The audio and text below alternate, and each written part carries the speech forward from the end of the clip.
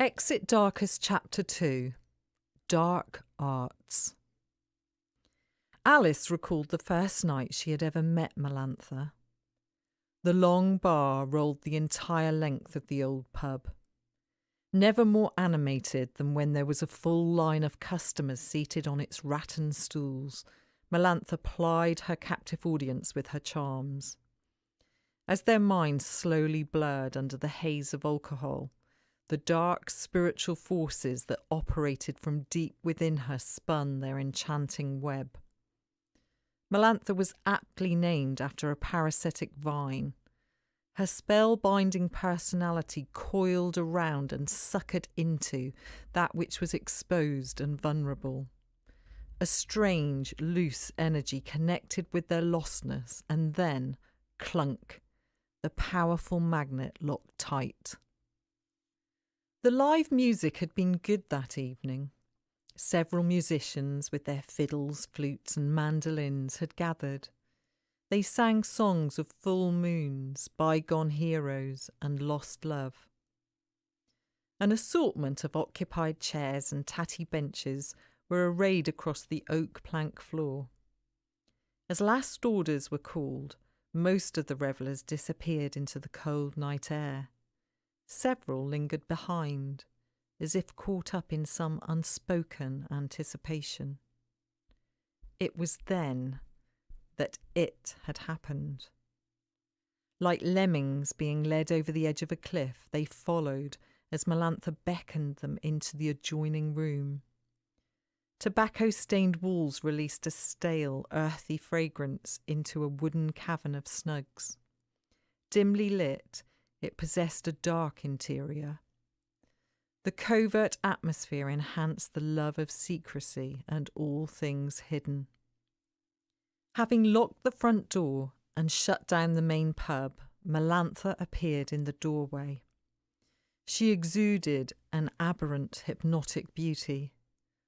All eyes were upon her as she skillfully led those gathered into a long night of occult practice. Until 3 a.m. they drank deeply of the Kabbalistic. Then, dragging their bodies like ruined monasteries, they returned to their earthly homes, filled to the brim with darkness. Alice had been a willing participant, and waking the following day, instinctively knew that the heaviness she felt within was not just the symptoms of a hangover. Something fundamental had changed inside her. Somehow, a door had been opened in her soul. An invisible entity had been allowed to take root, burying itself in the essence of her being. During the coming months, she became increasingly aware of its presence invading her personality, intellect and will.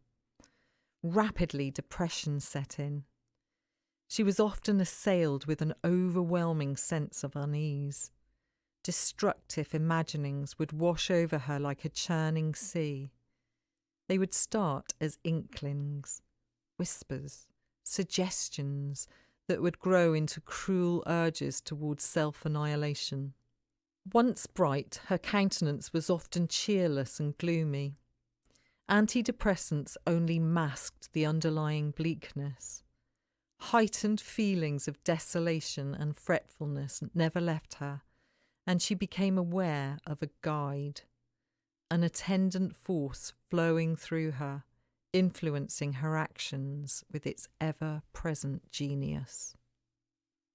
Although very wary of Melantha, Alice became increasingly obsessed with her. Fueled by a cocktail of fear and fascination, she was drawn to her, and a powerful, unseen manacle enforced the attachment. There were alarming stories circulating the village, mishaps, accidents, and strange happenings. All of these had beset the other 11 attendees of that fateful night in the Three Castles. Something profoundly disturbing was going on. Attracted to her mastery of the dark arts, Alice sought the counsel of Melantha, looking to her as an expert in all things spiritual. This came at a price. raising more questions than answers. Confusion set in as perplexing conundrums were presented as enlightenment. Astrological enigmas were demonstrated and practiced, introducing uncanny experiences into ordinary life. The domination and control exerted by her tutor was subtle. Alice soon emulated the woman in ways of dress, eating habits, and lifestyle. She made frequent visits to the apartment under the old pub's thatch. There, sipping potent wine, Alice would listen to tales of festivals, sacred narratives, and all things paranormal. On one such occasion, the subject of the ancient estate of Beulah was raised. Alice had been intrigued by Melantha's account of how she had broken into the house with Ethan Jacobs, the handsome heir to a brewery fortune and owner of several licensed premises. Desiring to shield them from prying eyes, Ethan had driven Melantha in his open-top sports car for miles along the winding estate road. Reasoning it to be unoccupied, they had found themselves circling the large stately home. Although rumoured to be abandoned, Beulah exhibited a certain magnificence that demanded investigation. Spurred on by legends of vintage wines worth many thousands of pounds, Ethan's desire to explore was further aroused by the hope of a chance find from deep down in the cellars. They tumbled out of the car, laughing in a carefree manner. Melantha draped her arm across his shoulder, and they playfully staggered towards the imposing steps. Ethan had long banished his conscience from interfering with the immense pleasure he received from his casual, occasional business trips to the Three Castles. Melantha conveniently lived by herself, and knowing full well their relationship was illicit, he only ever stayed at the apartment when he could go undercover in the dead of night. Ethan was married to a lovely woman with whom he had 2 young children. His pretty wife Adele doted on him. With her sweet nature, warm heart, and petite elfin looks, she was a beautiful treasure waiting to be discovered. His fiercely independent and self-reliant temperament curbed any expression of tender sensitivity. Many a lonely night she cried herself to sleep, desperate to connect with him emotionally. Denying access to those who truly loved him, he sustained his need for worth by drawing on the admiration of those with whom he had shallow dealings. He surrounded himself with people who looked up to his status and position, feeding off their attraction to his perceived power and influence. To them, he appeared highly successful and charismatic. His wife witnessed another side, a man driven by an earnest desire for achievement and distinction. Always striving, his need to impress others was the forceful underlying motivation in all he did. At home, when he let down his defences, the thin veneer of niceness dissipated easily under pressure. Beneath his manly bravado and heavy drinking, Adele recognised his glaring insecurity and lack of peace. The son of an authoritarian distant father, he had grown up closed and distrustful. His longing for praise and approval made him effortless prey to feminine seduction. The outer packaging of his handsome features concealed a broken man. With such storms raging beneath his calm exterior, it was almost inevitable that he would seek respite in the arms of a woman who had few emotional demands. Melantha's coldness suited him. It had been 2 years since they had first encountered one another. Arriving at lunchtime on a warm day in spring, he had strolled into the pub dressed in an oyster linen suit. Instantly standing out from the casually attired locals, his striking good looks had prompted a stirring in Melantha. The meeting had long been arranged to discuss her tenancy and the ongoing running of the establishment. Signalling to a young bartender to cover her responsibilities, she stepped out from behind the heavy oak counter and directed Ethan towards a door marked private. A quaint wooden staircase led to her living quarters. Although well aware of the layout, nothing could have prepared him for the sight that met his eyes on reaching the small landing. The whole upstairs had been painted in dramatic dark colours with shades of purple and berry reds. The main lounge was dominated by a black accent wall on which hung an ornate medieval mirror. Either side were two wrought iron candle sconces. Damson velvet curtains edged with black lace pooled onto the dark wooden floor, giving a luxurious feel. A scattering of old-style traditional furniture and curiosities added to the whimsical look. The smell of joss sticks hung in the air. "Every woman's desire is to live in the house of her dreams, Ethan," she mused. At first he was taken aback with her boldness, immediately sensing her saucy over-familiarity with him. After all, he was her boss and this was his property. He remained silent as he absorbed his surroundings. It certainly had an elegant, romantic ambience, but the black stenciling gave it all an edgy feel. Ignoring his discomfort, she led him along the passage.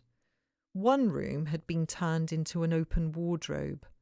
Like a mini boutique, clothes hung on shop-style rails. A hat stand displayed a vast collection of necklaces, beads and scarves. A huge variety of shoes stood neatly aligned. Knowing what he was thinking, she jibed. "I don't have too many shoes, Ethan. I just have too many places to go in different shoes. A woman has to be equipped."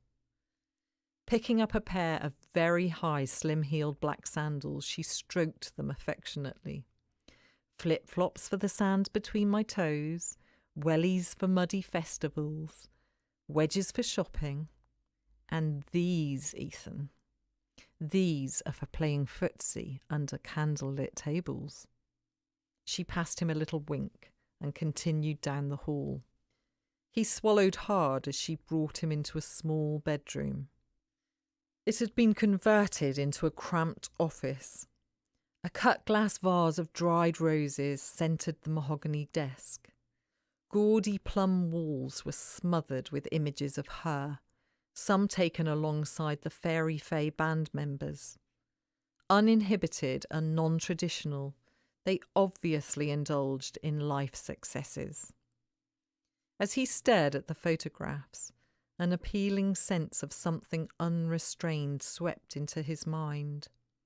Suggestions of freedom confronted the routines that enslaved him, stirring his dissatisfaction with all that had become mundane and predictable. Scrutinising a pile of documents, his trained eye didn't take long to ascertain that things were being kept in good order. Melantha presented him with meticulous accounts, and her knowledge of the business immediately filled him with confidence. When she left the room to fetch him some refreshments, he felt safe to study the photos of her more closely. The epitome of hippie chic, she certainly had the look of a leggy model. There was one image that particularly drew his attention. Framed by a psychedelic background, she stood decked out in a floaty belted dress. The way it was hitched on one side added softness to her skinny jeans and cowboy boots. Her face, beautiful in features, was surrounded by long, straight, hennaed hair. A blunt fringe reached down to the very edge of her smoky, sullen eyes. Disturbed by the sound of her footsteps, he glanced down at the paperwork. "It's all looking good," he affirmed. "I won't need to stay long." He pushed back his chair and turned towards her. Leaning against the desk, Melantha bit into a firm cherry, staring deeply into his eyes. As she discarded the stone, she offered him the bowl of fruit. "There's an aura around you, Ethan. Have you ever had your fortune read?" He ended up staying much longer than he'd planned. He even cancelled his next appointment. Within hours, he had become putty in her hands. Another soul hooked into her cunning schemes.